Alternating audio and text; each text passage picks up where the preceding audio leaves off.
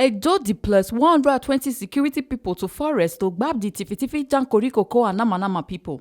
Begin Gbab, prosecute owners of unregistered vehicles and covered plate numbers. Edo State Governor Mr. Godwin Obaseki on Tuesday talk say him don deploy over 120 security people to the forest for the state, especially the Ovia forest, to Gbab the Tifitifi, Jankoriko and Namanama people from the area. Obaseki yarned this one for the February Security Council meeting for the Executive Council Chambers for Government House, Benin City. He come talk say the rate of crime wey be don enter 170 for January don drop to 46 for February.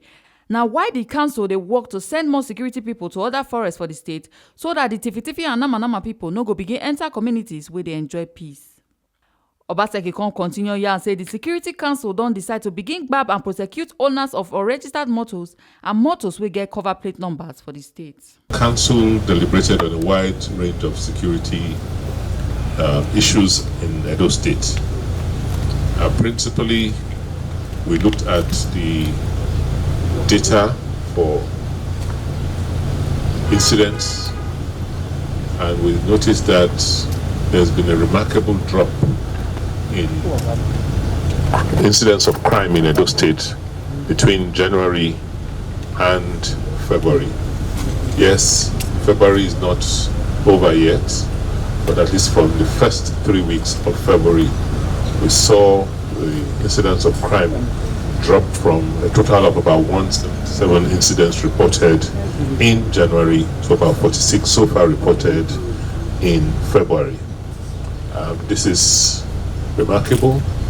We're glad that at least we are beginning to put issues of crime under control. We looked at the issue of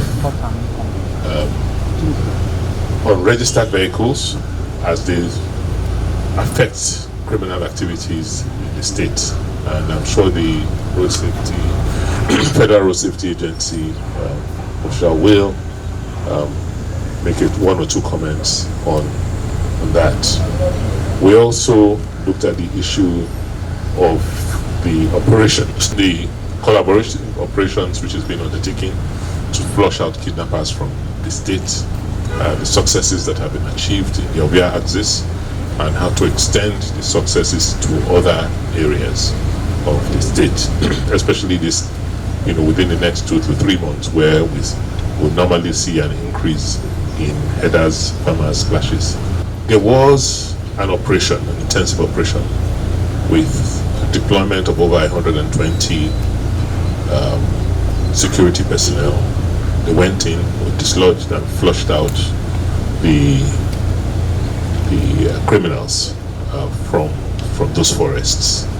A few of them, we got intelligence of a few of them trying to come back, and we have redeployed this afternoon that group. But we're also increasing the deployment into other areas around, because as you dislodge them from the Ovia forests, they then move to maybe an adjoining forest towards Owa and then to Isako. So operationally we're working on how to make sure that we flush them out of Edo State. What we said was that we were not going to promulgate any laws that we cannot enforce. And so we had wide range consultations with our people across all the communities to say, look, if we are going to have ban open grazing, what is the alternative, and how do we enforce that law rather than just promulgate a law and not have any means of enforcing? So people met, they agreed, communities have said yes, we will make grazing land available for a fee, for a cost, and this is how it will be administered. So now we can promulgate a law to say you cannot graze openly, and if we see you grazing, then we have the right to seize your cow or take whatever actions, because you had an option of taking your cattle to graze in a particular place and not allow them wander through the streets.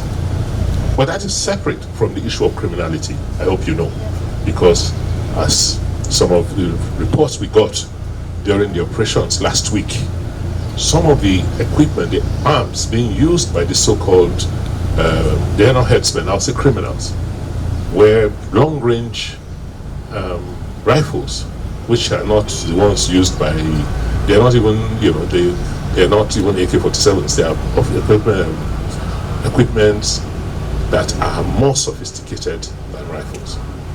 So let us not mix the issue of farmer headers with that of sheer criminality of bandits who are profiting from, their criminality in the guise of being headsmen.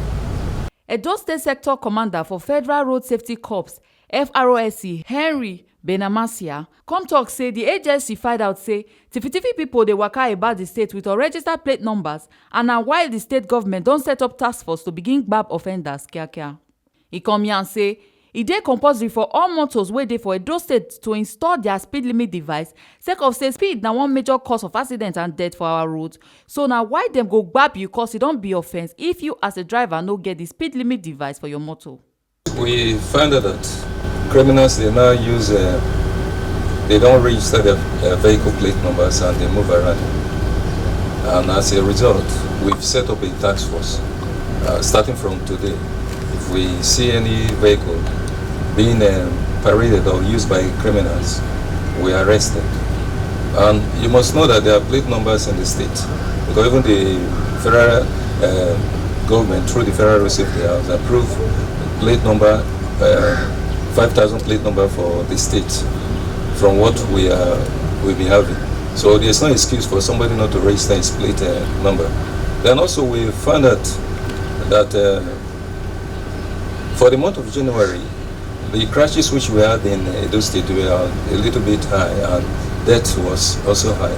But for this month of February, it was not high because we discovered that speed is a major causative of death on our road. So consequently, it is compulsory for every commercial bus in the state to install their speed limiting device. And the governor too has graciously given us that permission. So if you are a commercial vehicle in Edo State, if you don't have your speed limiting device, it's an offense. There is nobody that is exempted, because plate number is an identity. Once you don't have the identity, that means you're a criminal. You don't have right to seal your number plate. Because what if you seal that number plate and if there's a crash, there's no way to trace you. So all plate number must be open, must not be sealed. So starting from today, this governor has given us that directive. So it's a marching order which we and other security agencies working together, we are going to implement. So if you miss road safety, you will not miss the police. If you miss the police, you will not miss the civil defense. If you miss the civil defense, you will not miss the DSS. So it's a massive operation that will be going on all over the state. So we are sounding that Edo State is not a lawless state. Edo State is a state that keeps law and order. The governor here is a law-abiding citizen of this country, the number one citizen of the state. He has given us the mandate. So with what the federal government has done also, the state governor, the deputy governor is the head of the SASAC, which is the agency for road safety activities in the state, giving us all the full backing and support. And if you must know, last week, the Edo State was given an award for what they are doing, for the support. So they've given us the massive support. So we are going to take it to the next level, working with other agencies. Commissioner of Police CP Philip Ogbadu come talk say between January and February, the command don gbab plenty Kilikili and Namanama people, including 3 people wey dey for the police wanted list since June last year, and then recover AK-47 rifles from the Tifitifi and Kilikili people. It is those that destroy our crops and kill our citizens and rape the women and kidnap that we arrest. So now we have suspects linked to various kidnap cases, and some of them are actually singing. Between January and now, we have covered 3 rifles and AK-47. 3 AK-47, and we still have some out there. We are still looking for some of those we have arrested. They have been on our wanted list since last year, since as far back as June last year. So it will go in for the leaders of these groups, because when you get leaders, they'll be able to tell you their members. And don't forget that these people, they are in groups and very, very mobile. It's the same group that will attack on Lagos Road, that will go to Eho Road. that go to Sapele Road or go to Asaba Road. So they are not different. When you make one place hot for them, they go to another side.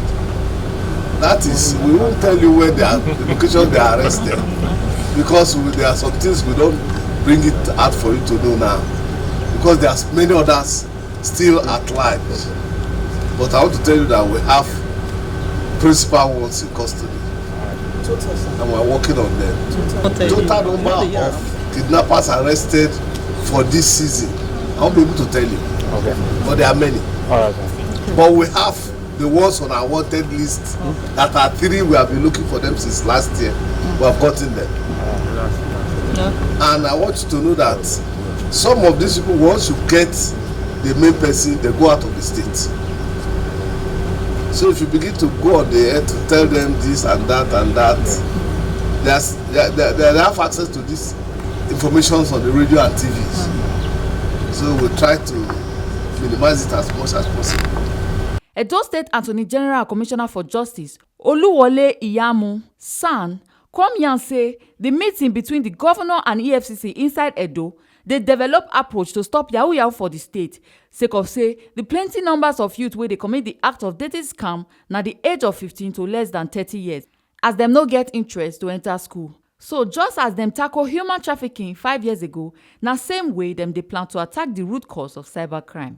I was privileged to be present at the meeting Mr. Governor had with the chairman of the EFCC, and one of the major areas of discussion was the question of cybercrime and the involvement of a large proportion of our youth. We also discovered that from the data presented by the chairman of the EFCC arising from their own research, and which correlated with what we had also found out here, the age group that, or the age bracket that is heavily involved in this cybercrime is usually from the age of 15 to less than 30. And 80 to 90% of the actual cybercrime they get involved in is what they call dating scams, aside of course from the usual phishing exercises of trying to get people's account details. So we are looking into attacking the root causes. We're told, for instance, that they even have schools where they learn, where they are trained in this process. And just as this state took the lead in attacking human trafficking over 5 years or 6 years ago, and the results of which we have seen now, we have discovered that there is a need for a massive and full-blown attack on cybercrime amongst our youth, so that we do not lose an entire generation. Because now schooling or education has become unattractive to them. They are no longer going to Libya and Italy. Now it is cybercrime. So we need to attack the issue, get to the root cause, also sensitize our people, the parents and the relations and the rest of society. Just the same way we took on human trafficking, we'll take on cybercrime. And it is our hope that working in collaboration with the law enforcement agencies, and in particular with the EFCC, it will not just be a matter of arresting people and putting them in prison. It will be attacking the root cause and the sources and the promoters of this crime. The ogbonge people wait under for this meeting, Edo State Commander for National Drug Law Enforcement Agency, NDLEA, Buba Wakawa, Edo State Deputy Governor, Right Honorable Comrade Philip Shaibu, Edo State Sector Commander, Federal Road Safety Corps, FROSC, Henry Benamasia, Edo State Governor Mr. Godwin Obaseki, and Edo State Commissioner of Police Philip Ogbadu after the Edo Security Council meeting. Ebo Sereme Obinome, TMC TV News.